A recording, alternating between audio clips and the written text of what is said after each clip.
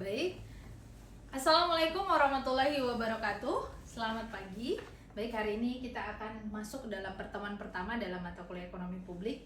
Sebelum kita mulai perkuliahan pada hari ini, ada baiknya kita mulai berdoa dulu bersama-sama yang akan saya pandu ya. Baik, berdoa dimulai. Berdoa selesai. Baik, terima kasih ya, karena hari ini adalah pertemuan pertama. Saya izin untuk memperkenalkan diri terlebih dahulu. Bila ada adik-adik yang sebelumnya mungkin belum pernah bertemu dengan saya di semester sebelumnya. Jadi perkenalkan ya, nama saya adalah Rivi Fazrina. Nama lengkap saya Rivi Fazrina Juna, bisa dipanggil Rivi. Ini adalah email saya, jadi jika ada keperluan untuk kontak saya, silahkan bisa menghubungi saya melalui email. Ya, jika ada dari adik-adik sekalian yang ingin bertanya kepada saya ya tentang topik-topik di luar pertemuan kita dalam mata kuliah ekonomi publik ini, mungkin bisa bertanya kepada saya ya di bidang ekspertis atau keahlian saya, mulai dari mikro, perkotaan, transportasi, matematika ekonomi maupun ekonometrika. Jadi silakan bisa bertanya kepada saya melalui email atau bisa menghubungi saya sesuai dengan jadwal konsultasi atau diskusi saya. Ini adalah waktu juga tempat ya, juga bagaimana cara mengontak saya itu adalah via email ya. Jadi sudah saya berikan berada di dalam rencana pembelajaran semester ya, atau bisa langsung ditanyakan melalui ketua kelas kita pada hari ini. Baik, tadi sudah dari saya. Selanjutnya saya ingin mengenal adik-adik sekalian satu persatu ya. Jadi akan saya absen dulu ya, akan saya ambil presensinya pada hari ini. Baik, yang pertama adalah Aulia, ketua kelas kita pada hari ini. Oke, baik, Aulia hadir ya. Kadir, oke, hadir. Oke, Ersa, Aska, oke, baik, semuanya hadir ya. Jadi ada total 20 mahasiswa hadir. Sudah saya input melalui sistem ya. Baik, nah karena hari ini adalah pertemuan pertama, maka hal pertama yang akan kita lakukan adalah melakukan kontrak perkuliahan atau adanya peraturan alias adanya do's and don'ts. Tujuannya hanya untuk agar kita bisa sama-sama lebih mudah dalam melakukan proses pembelajaran ya. Oke, yang pertama adalah aturan terlebih dahulu tentang kehadiran mahasiswa. Kalau saya mengikuti aturan yang ada di universitas, jadi maksimal ketidakhadiran mahasiswa tanpa alasan itu adalah sebanyak 3 kali ya, untuk mata kuliah 3 SKS. Jadi jika teman-teman sekalian sudah tidak hadir selama 4 kali, itu otomatis teman-teman sudah tidak bisa mengikuti ujian tengah semester maupun mengikuti ujian akhir semester ya. Selanjutnya, jadi jika hanya 1 mahasiswa saja yang berada dalam kelas, saya akan tetap masuk. Ya, jadi berapapun jumlah mahasiswanya, saya akan tetap masuk dan melakukan kegiatan perkuliahan. Oke, yang kedua, waktu perkuliahan.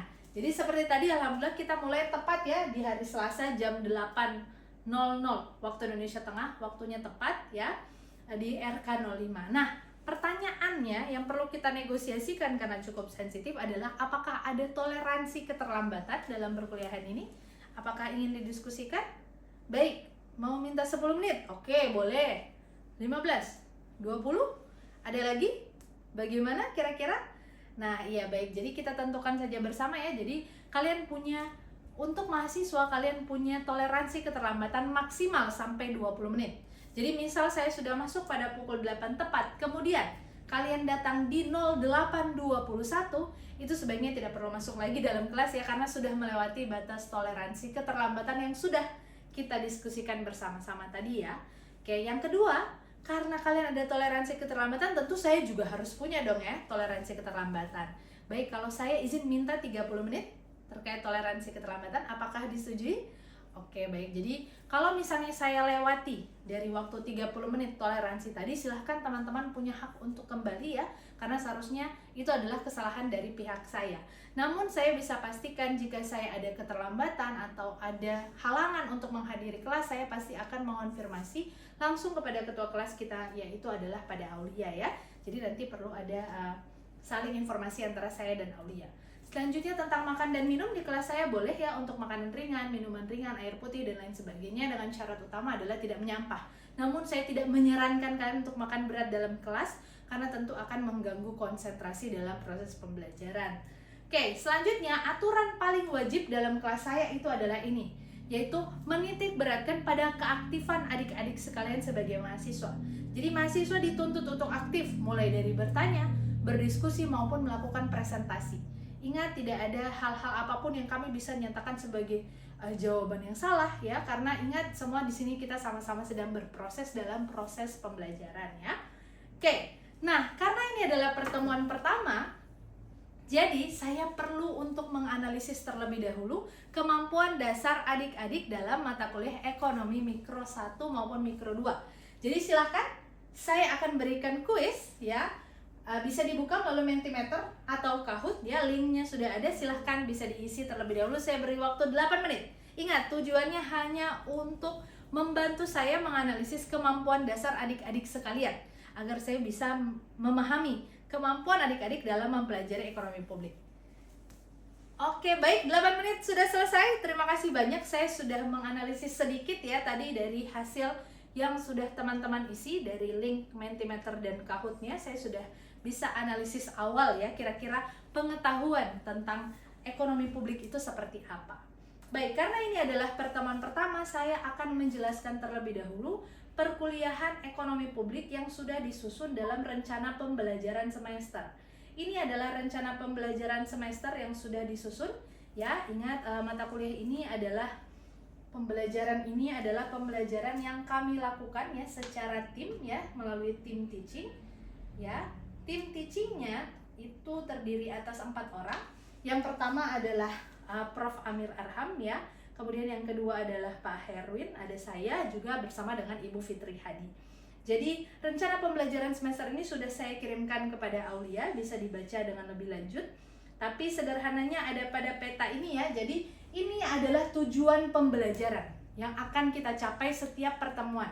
Jadi di pertemuan pertama ini kalian harus mampu menjelaskan relevansi ekonomi publik dan ruang lingkup ekonomi publik. Sampai nanti di pertemuan ke-16, ke-15, ke-16 ini semua sudah tercantum tujuan pembelajaran beserta model pembelajaran maupun tugas yang harus teman-teman lakukan selama menempuh pembelajaran ini. Bahkan untuk penilaian itu sudah kami berikan ya. Jadi ada metode penilaian dari pertemuan 1 sampai pertemuan terakhir. Jadi teman-teman bisa akses kembali. Kalau ada yang ingin ditanyakan silahkan bisa ditanyakan.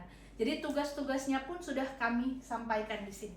Nah, untuk bahan ajar mata kuliah ini menggunakan bacaan wajib, terutama itu bacaan wajib nomor 1 dan 2 yaitu adalah Stiglitz ya, yaitu tentang ekonomi publik, dan pustaka pendukungnya itu adalah mencantumkan hasil-hasil analisis yang dilakukan oleh kami beberapa dosen khususnya dalam lingkup ekonomi publik.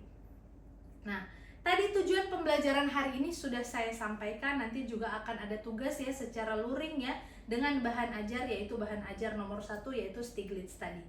Baik, hari ini kita akan langsung masuk ke materi kita. Yang pertama yaitu adalah tentang ruang lingkup ekonomi publik sesuai dengan tujuan pembelajaran kita pada hari ini. Baik, karena kita akan mempelajari tentang ekonomi publik dan ruang lingkup ekonomi publik, kita harus mereview kembali seperti teman-teman tadi. Dari ekonomi mikro 1 dan ekonomi mikro 2 kita belajar dalam ilmu ekonomi bahwa kita itu melakukan analisis ekonomi disebabkan oleh adanya kelangkaan atau kita kenal dengan scarcity, yaitu kondisi di mana sumber dayanya terbatas tapi kebutuhan apalagi keinginan kita sangat besar.